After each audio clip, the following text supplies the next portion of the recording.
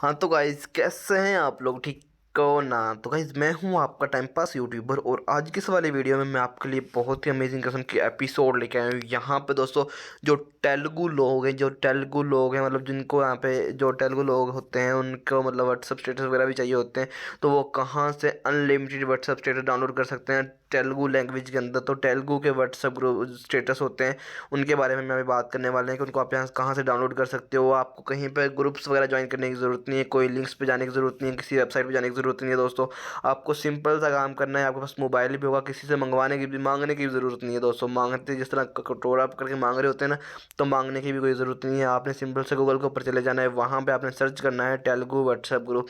जैसे आप सर्च करेंगे तो आप देख सकते हो यहाँ पे मैंने सर्च किया हुआ है, बहुत सारी नीचे कैटेगरीज भी आ गई हैं। ये देख सकते हो मैं स्वैप कर रहा हूँ तो बहुत ज़्यादा कैटेगरीज यहाँ पे दी हुई है, मैरिज व एक्सेट्रा एक्सेट्रा।